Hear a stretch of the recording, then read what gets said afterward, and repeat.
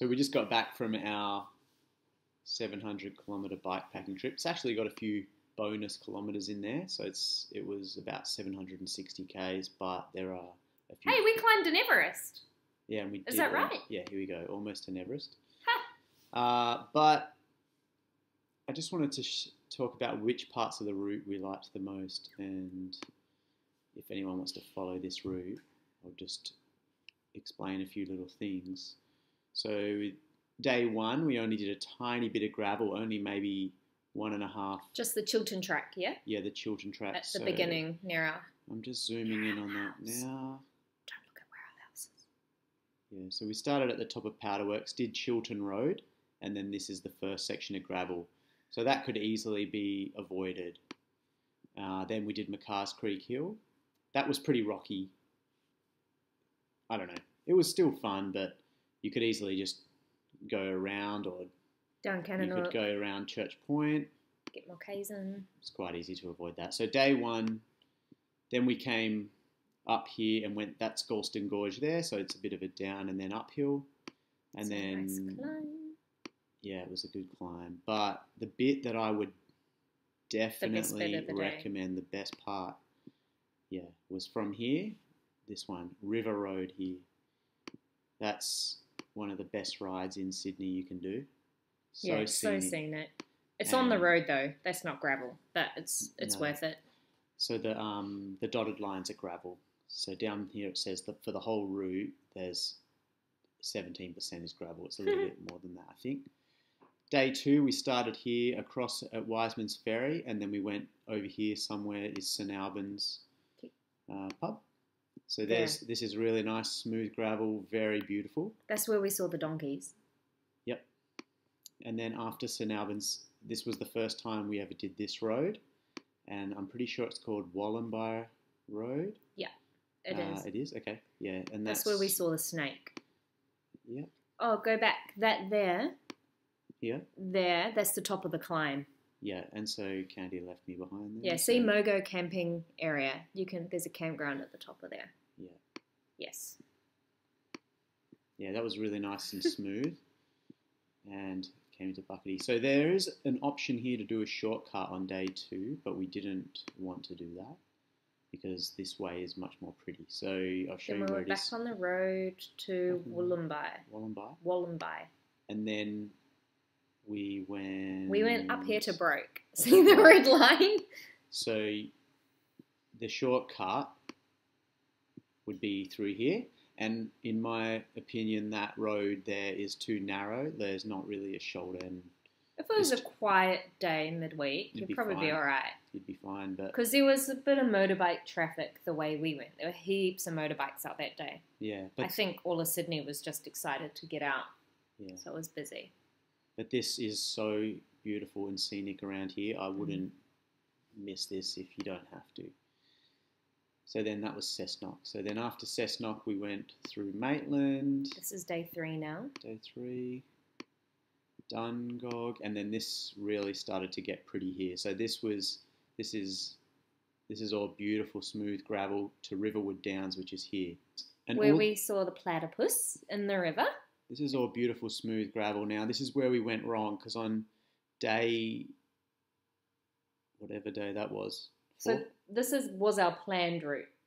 But then we started going this way. The lady who worked for the firefighter told us the other way was good.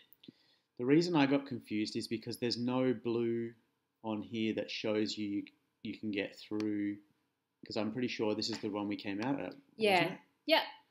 You can go up and go down there, but it's really nasty gravel. And then I saw a dark blue line here, and I started following this line, and that would have taken us. It would have come out here, Gloucester Tops Road, and come back down. So I don't know enough about that road to know whether.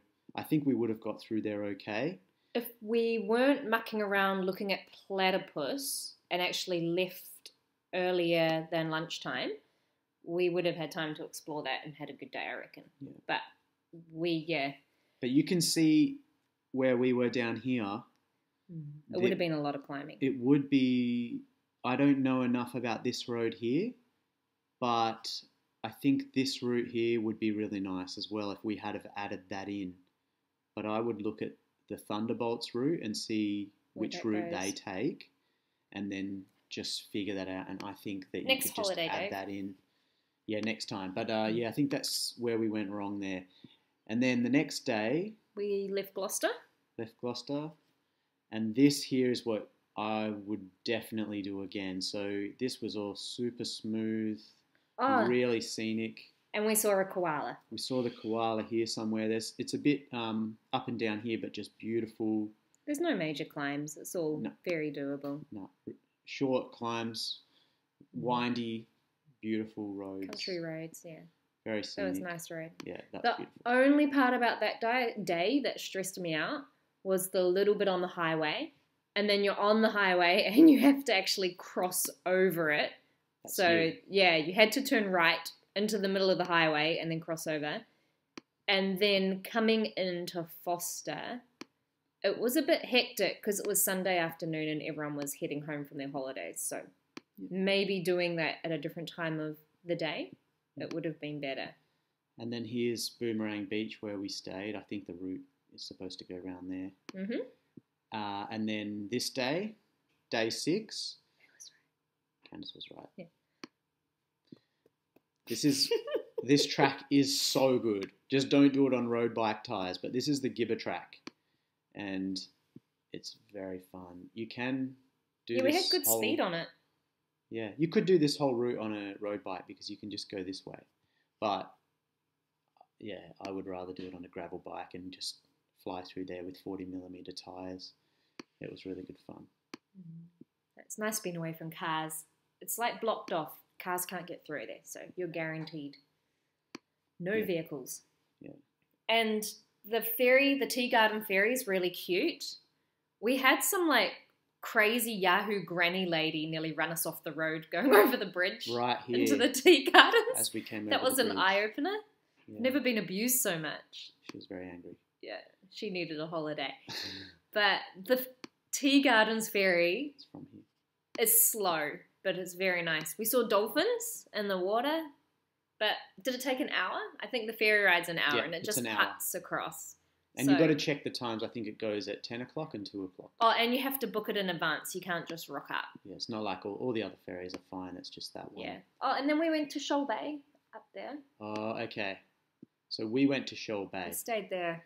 But then we came back this way anyway. I think next time I'd stay in Nelson Bay just because there's more places to find food. So this is where we cut out the highway. So this road here is Nelson Bay Road. Pretty busy. So we went through Anna Bay, super quiet, and then I need to update this because we went on Marsh Road there like that. Yeah. That's the correct way. And then it gets kind of busy. You get back onto the highway and then you get off. We got off again. We got off again here. Yeah. That should be... That was cute farmland, Fullerton Cove. But all of those little side roads, we took them, and then we took this little bike path around. I was impressed with Nelson Bay Road anyway, because since the last time we rode it, they've put in a really good shoulder for the bikes. There was a big shoulder, yeah. And then there was another ferry into Newcastle. Yeah, it's a cute little one. You just turn up and it's going back and forth all day. Yeah. Another spot that I wouldn't miss, and I'd definitely do again, is the Fernley track. That's a rail trail. So this route here goes on quiet roads, and then the Fernley track through here. Mm.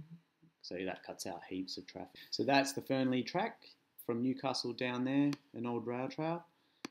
And then we were back on Main Road through Belmont and that, but it had a good shoulder. And did we have to go on the highway? I think we were meant to do Old Pacific Road, which is the blue one next to the highway. Okay, there's probably some way you could get through here without going on the highway. Maybe Caves Beach has a gravel track that we've missed. But look how these are light blue, so I'm not 100% sure. But we went on Pacific Highway, and this is where we jumped the fence. It was really good you had a flat then, because we saw the gravel track and got off that crazy highway. If you don't jump the fence there, you just turn left onto Flowers Drive. But this was nice gravel through here.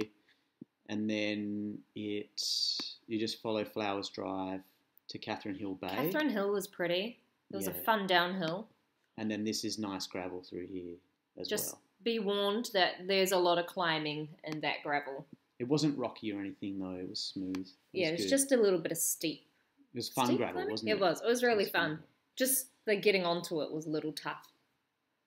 And then that goes through Fraser Park, Memorial Estate. Yeah, that was beautiful riding too, all through the park, conservation area.